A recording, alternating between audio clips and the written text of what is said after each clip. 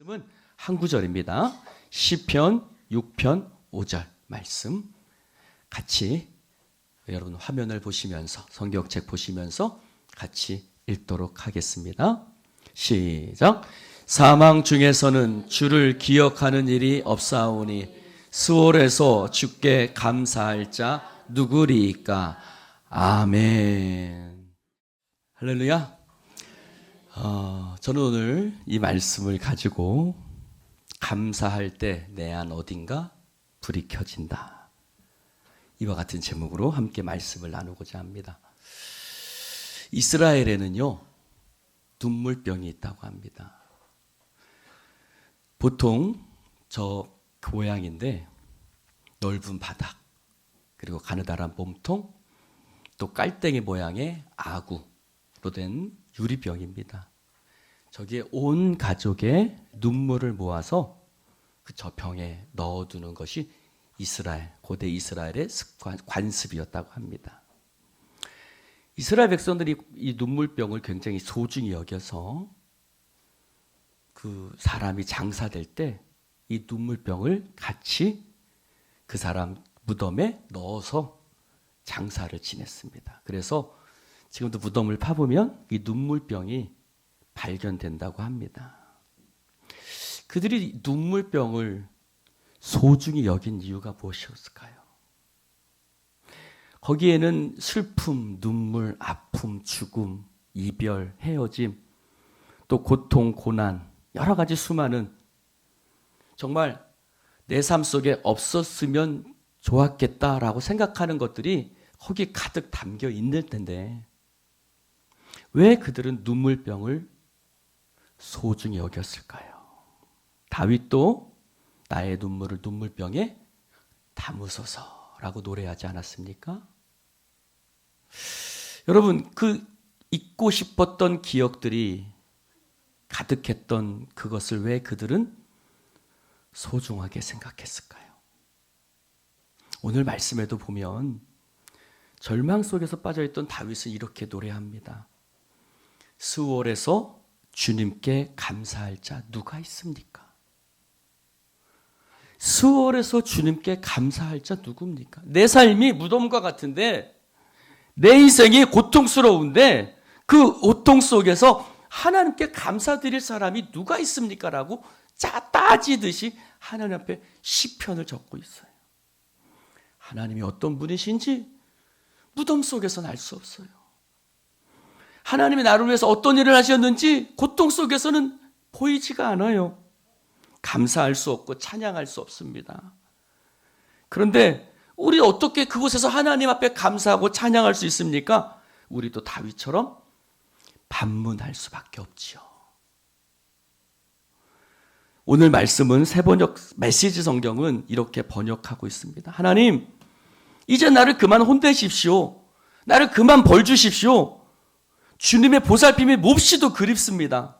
이제 좀 나를 다정히 맞아주시고 뼈와 영혼까지 두들겨 맞아 얼룩덜룩 멍든 내 모습 보이지 않으십니까?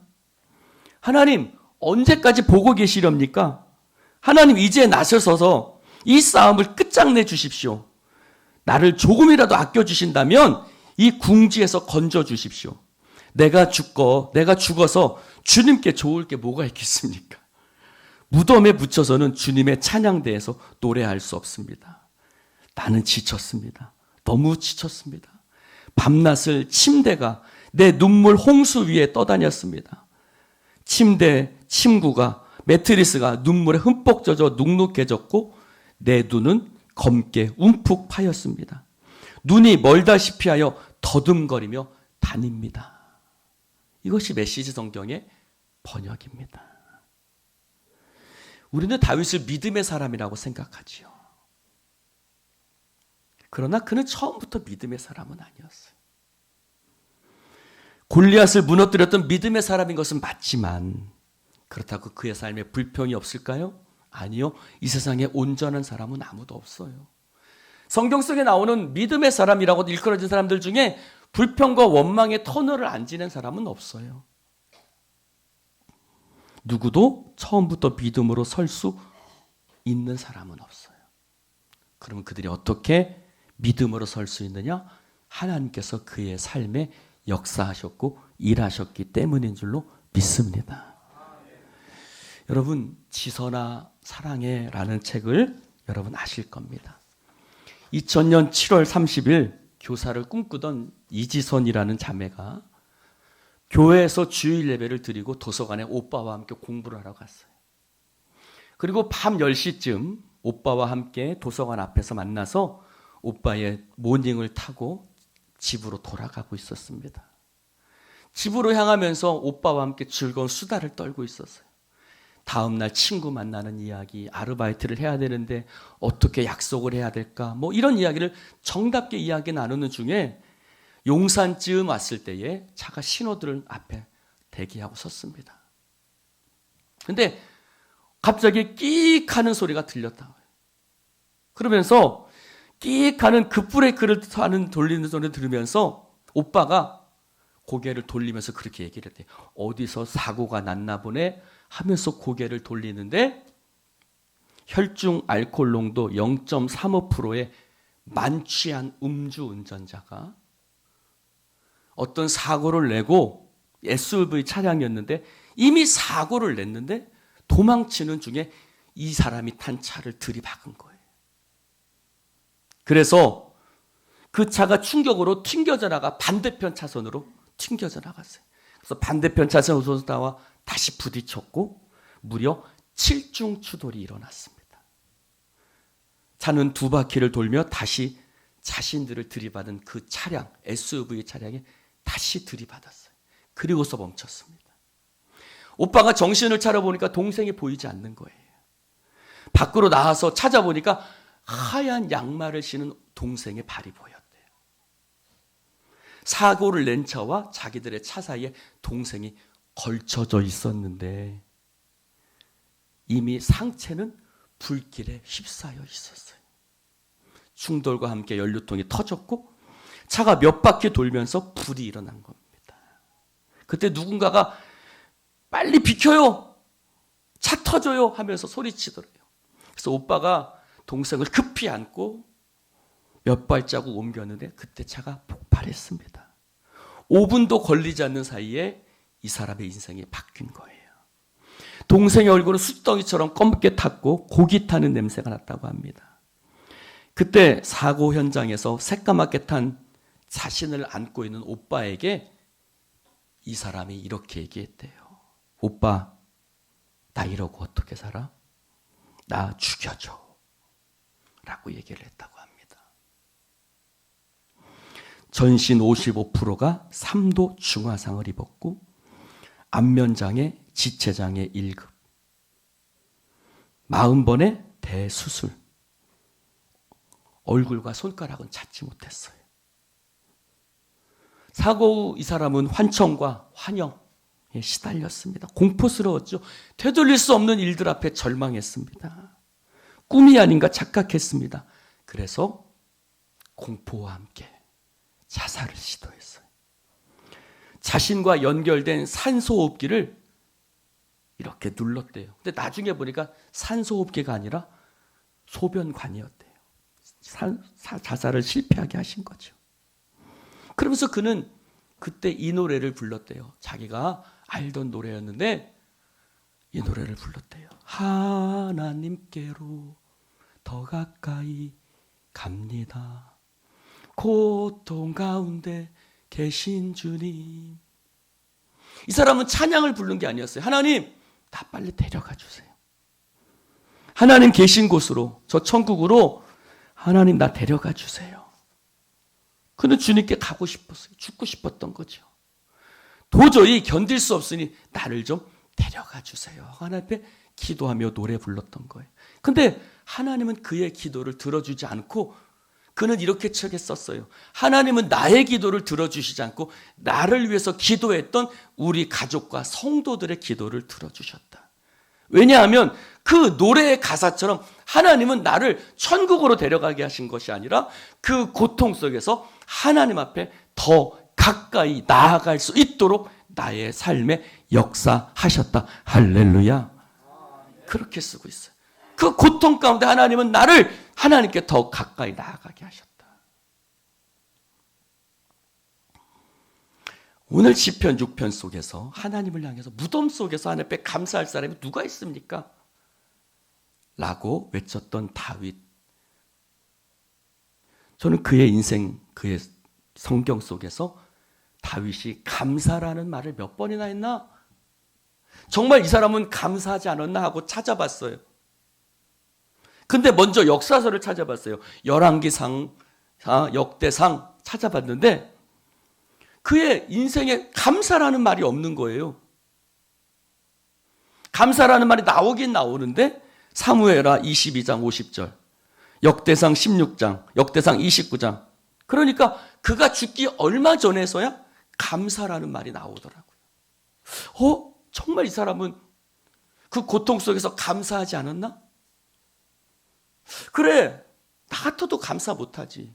맨날 사울에게 쫓겨다니고 맨날 죽을 고비를 넘겼던 다윗이 어떻게 감사할 수 있겠어? 그래도 나는 믿음으로 다시 한번 당황하면서 다시 시편을 찾아보게 됐습니다. 근데 시편을 보면서 저는 안심했어요. 시편 52편이 나옵니다.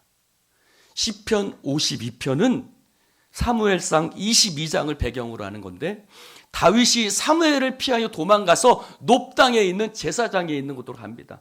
그곳에서 제사장들이 먹는 진설병을 먹고 제사장들의 도움을 받아서 도망쳤어요. 근데 그곳에 도액이라는 사람이 있었던 거예요. 그래서 이 도액이라는 사람이 어떻게 하냐니까 사울왕에게 여기 있는 제사장들이 당신을 도왔습니다. 야, 다윗을 도왔습니다. 라고 일러 바친 거예요. 어떻게 했을까요? 사울왕이 제사장들을 다 자기에게로 와서 그를 칼로 죽이라고 하니까 군사들이 못 죽이는 거예요. 그래서 누가 죽였어요? 도액이 칼로, 에돔 사람 도액이 칼로 제사장들을 죽였어요. 그때 그 소식이 그 제사장 아히멜렉의 아들 한 제사장이 기적처럼 살아와서 다윗에게 갔어요. 그리고 당신을 도와줬던 제사장들, 우리 아버지를 비롯해서 모든 제사장들이 도액 사람, 에돔 사람 도액의 칼에 죽었습니다. 비통한 소식을 얘기 들었어요. 그 얘기를 들었을 때 시편 52편, 그 다윗이 이 시편을 칩니다. 자기를 도와줬던 제사장들이 다 무지한 자의 칼에 죽었다는 이야기를 들었을 때 다윗이 시편 52편에 뭐라고 적었냐면 이렇게 적었어요. 같이 한번 읽어볼까요? 시작. 그러나 나는 하나님의 집에 있는 푸른 감람나무 같음이요 하나님의 인자하심을 영원히 의지하로다. 주께서 이를 행하셨으므로 내가 영원히 주께 감사하고 주의 이름이 선하심으로 주의 성도 앞에서 내가 주의 이름을 사모하리이다. 아멘. 저는 이 시편을 보면서 마음이 좀 시원해졌어요.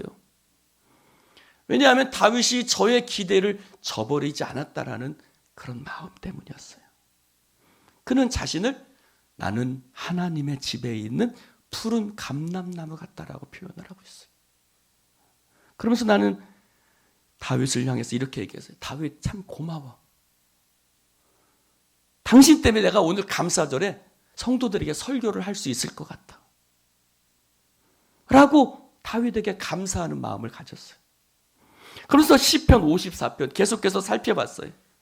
시편 54편을 봤는데 54편은 사무엘상 26장을 배경으로 합니다.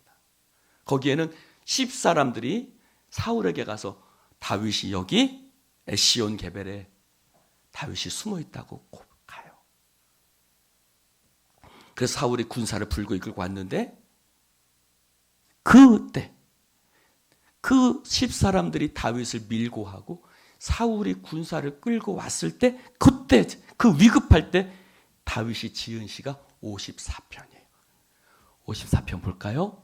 같이 한번 읽어볼까요? 시작. 내가 낙헌제로 주께 제사하리이다. 여호와여 주의 이름에 감사하오리니 주의 이름이 선하심이니이다. 참으로 주께서는 모든 환난에서 나를 건지시고 내 원수가 보응받는 것을 내 눈이 똑똑히 보게 하셨나이다. 여러분 낙헌제가 뭔지 아세요? 감사제가 있고 낙헌제가 있어요. 감사제, 낙헌제 비슷한 것 같은데 낙헌제는, 감사제는 즐거운 마음으로 하나님 앞에 예물을 드리는 건데, 낙헌제는 하나님의 선하심에 감사해서 내 상황이 좋든지 안 좋든지 어떤 상황에 상관없이 드리는 제사를 성경에서 낙헌제라고 드려요. 그러니까 다윗은 지금 자신의 상황이 좋지 않을지라도 나는 하나님께 감사합니다 하면서 하나님 앞에 감사의 낙헌제를 드리고 있는 거예요. 자신의 생명을 쫓아오는 군대가 쫓아오고 있는데 거기서 하나님 앞에 나는 그런 거 상관하지 않고 하나님 앞에 감사하겠습니다 라고 노래하고 있는 거예요. 다윗은 시편 119편에도요 낙헌제라는 말을 써요. 한번 읽어볼까요? 시편 119편 108절 같이 한번 읽어봅시다. 시작. 간구하건대 내 입에 낙헌제를 받으시고 오 여호와여 주의 법을 내게 가르치소서. 여러분, 우리는 불평이 어디로부터 나와요? 마음부터 나와요. 누가 무시하면, 누가 인정해 주지 않으면, 조금 어려우면 우리 입부터 방정맞게 나와요. 그려요, 안 그려요? 근데 그는 내 입술의 낙헌제라고 그래요. 아무리 어려워도 내가 입술로 범죄하지 않겠습니다.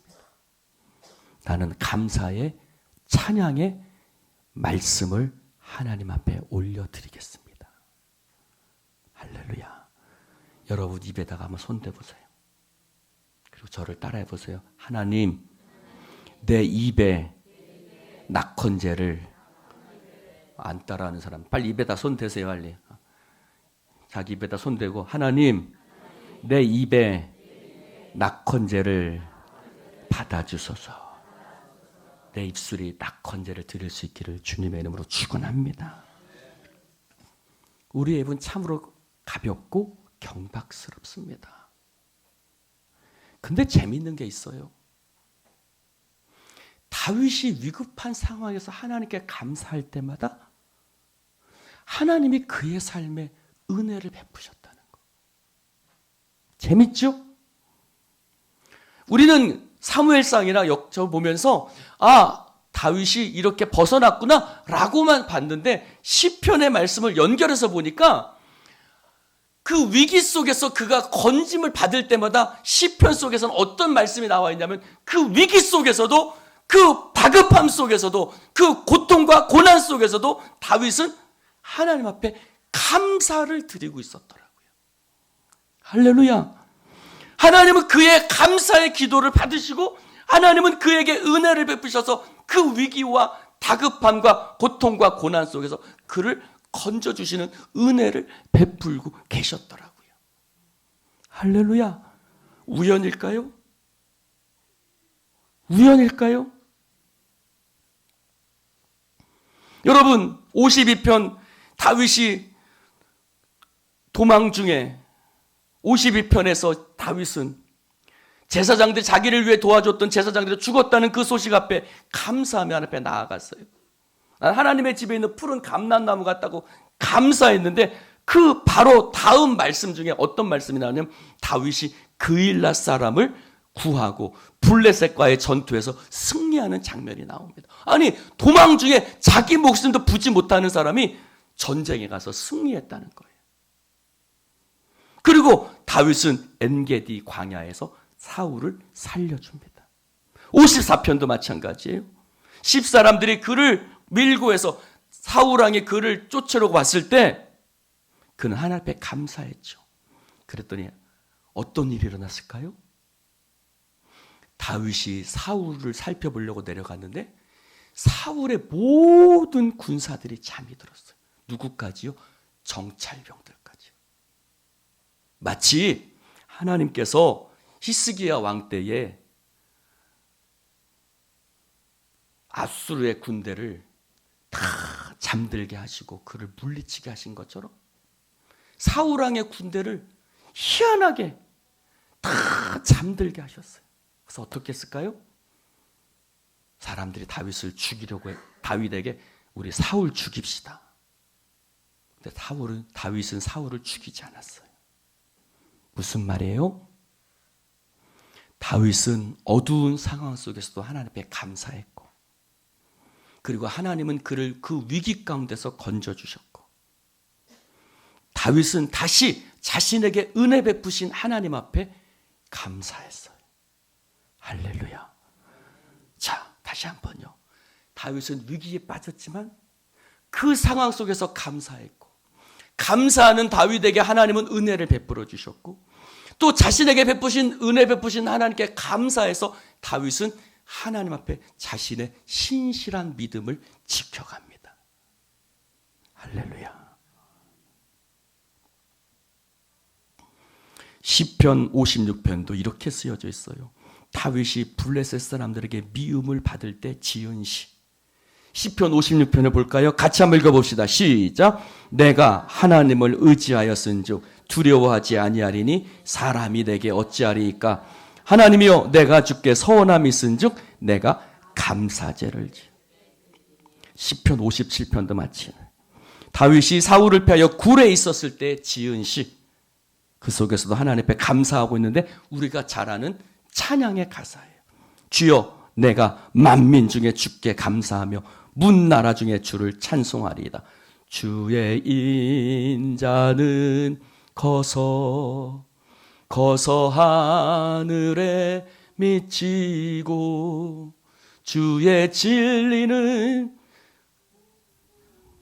그렇게 이어지는 찬양이죠.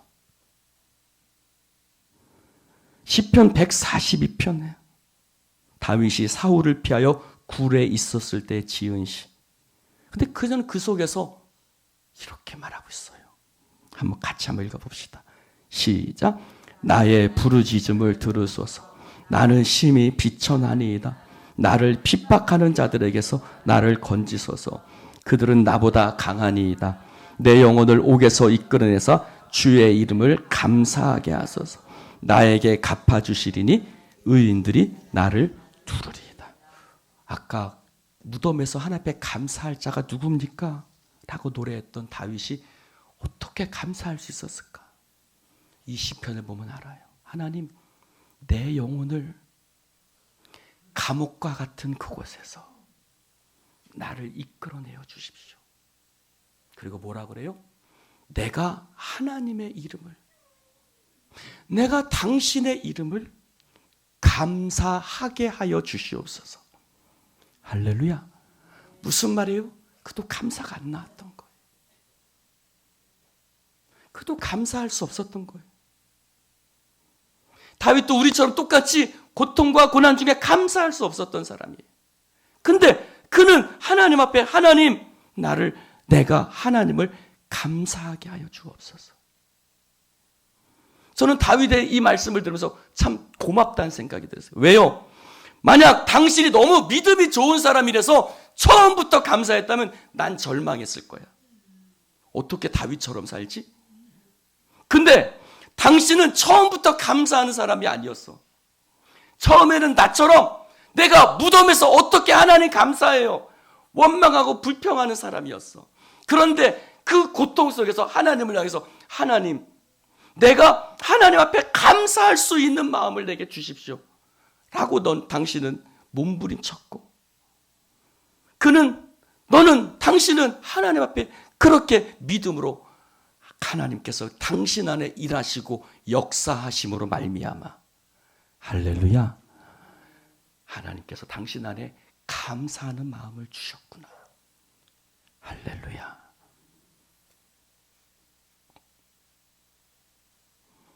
여러분, 하나님 앞에 감사할 때요, 내 안에 불빛이 켜집니다. 희한하죠? 원망하고 불평할 땐 하나님이 보이잖아요. 다윗도 마찬가지였어요. 나 지쳤어요, 하나님. 그럼 원망하고 불평할 때 하나님 앞에 하나님이 볼지 못했어요. 근데 하나님 앞에 감사할 때 그는 나는 하나님의 집에 있는 푸른 감람나무라고 고백하고 어떤 대적도 나를 둘러 진칠 수 없다라고 고백하고 그런 하나님의 감사의 제사를 드릴 때 그의 마음속에 하나님이 놀라운 불빛을 켜주시는 것을 볼 수 있습니다. 여러분, 감사는요, 나로 하여금 하나님을 볼 수 있게 만들고 내 안에 있는 어둠을 몰아내는 힘이 있어요. 아따, 아멘들 좀 하시오. 재밌죠? 재밌는 것은 감사할 때 어둠이 몰아내진다는 거. 감사할 때 내 마음이 빛으로 가득하게 된다는 거.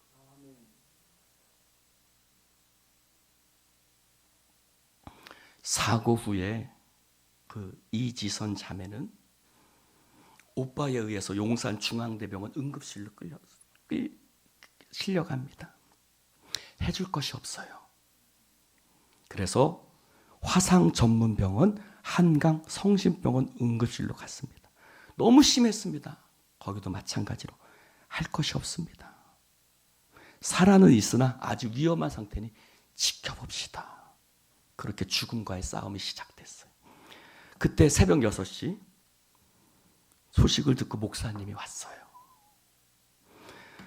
중환자실에 들어가 있는 그 자매를 보고 엉망이 된 온몸을 붕대로 감싸고 있는 그 자매를 보고 목사님은 아무 말도 못하셨다고 그래요. 그렇게 한참 앉아있다가 기가 막혀서 밖에 나오셨대요. 엄마가 앉아있나 아무 말씀도 못했대요. 그리고 나서 얼마 후에 목사님께서 그 엄마에게 이렇게 말씀을 전하셨답니다. 이때를 위한 믿음이라. 이 사건을 위한 믿음입니다. 지선이와 온 가족이 10년을 넘게 주님을 믿어왔고 또 열심히 신앙생활을 했던 우리에게 어떻게 이런 일이 생길 수 있나 하고 원망할 것이 아니라 그간의 신앙생활이 그리고 지금까지 가져온 믿음이 바로 이 고난의 시간을 이겨내기 위한 하나님의 은혜의 선물이었다는 거예요. 물론 그 말씀 들을 때 말씀이 안 들어왔겠죠. 그러나 어려운 순간이 찾아올 때마다 가족들은 목사님의 이 말씀을 붙들고 기도했대요. 그리고 그 말씀을 붙들고 일어났대요. 아일랜드 벨파스트에서 건조한 배가 있어요. 유명한 타이타닉호입니다. 1912년 미국 뉴욕을 향해서 출항했어요. 당대 최고의 호화 유람선. 길이 270m, 높이 53m, 배수량 52,000톤, 탑승인은 3,500명. 세상에서 가장 안전하고 가장 화려하고 가장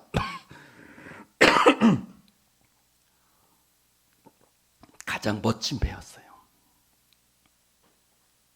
그러나 그 별명이 뭐였냐면 너무 가장 화려한 그래서 가장 최신 시설에 담긴 그 배의 이름은 별명이 가라앉지 않는 배였답니다.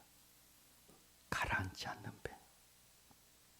그런데 한밤중 대서양을 횡단하다가 빙산과 충돌했고 2시간 40분 만에 깊은 바닷속으로 빠졌고 수많은 사람이 목숨을 잃었습니다. 얼마 후 그 배가 건조되었던 벨파스트에서 다시 추모 예배가 돌렸어요. 그때 설교 제목이 뭐였는지 아세요? 사실은 지금 보여줬어야 돼. 그 설교의 제목이 가라앉지 않는 배였어요. 무슨 말일까요? 여기서 말하는 가라앉지 않는 배는 타이타닉호가 아니었어요. 예수님이 내 인생의 배에 함께 하시면, 예수님이 내 인생의 배에 함께 하는 한, 우리 인생의 배에 주님께서 함께하고 계실 때 우리의 인생은 결코 가라앉지 않는 배다. 그것이 메시지였어요. 주님이 내 안에 계시는 한, 주님이 내 인생에 타고 계시는 한, 우리의 인생은 실패도 좌절도 그 어떤 고난도 내게 다가온다 할지라도 우리의 인생은 결코 가라앉지 않는 배다. 옆 사람에게 인사합시다. 당신의 인생은 가라앉지 않는 배입니다.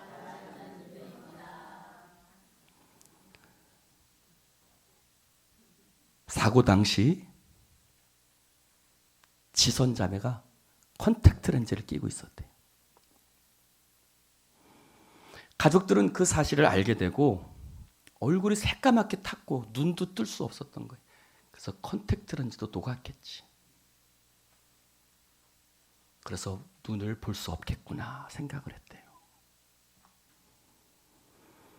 근데 조금씩 부기가 빠지고 눈을 뜰 수 있는 거예요. 근데 기적적으로 컨택트 렌즈가 녹지 않았어요. 감사했대요. 하나님 감사합니다. 감사했어요. 그것이 그들의 첫 번째 감사였대요.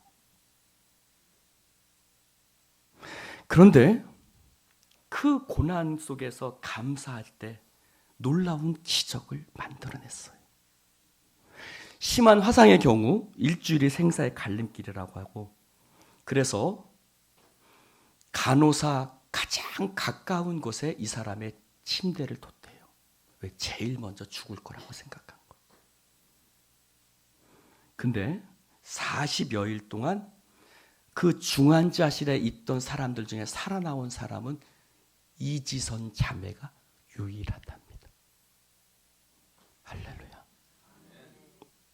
감사가 놀라운 기적을 만들어낸 거예요. 지난주 최고의 스타가 있어요. 놀러 가면서 최고의 스타는 상원이었어요. 돌아보지 마라. 우연이 아니야. 예, 상원이의 노래는 상원아 커피 사라. 예? 예? 알았습니다. 잘했습니다.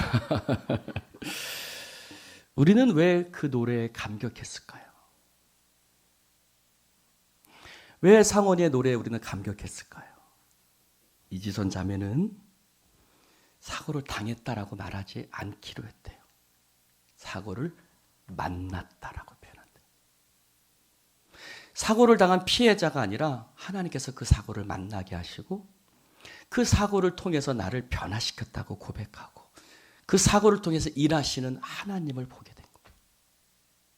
그래서 이제 사고를 만났지만 그는 이렇게 고백해요. 나는 이제 사고와 헤어진다. 여러분, 그것에 붙들려 살지 마시고 헤어질 수 있기를 주님의 이름으로 축원합니다. 그래서 또 하나의 책을 썼어요.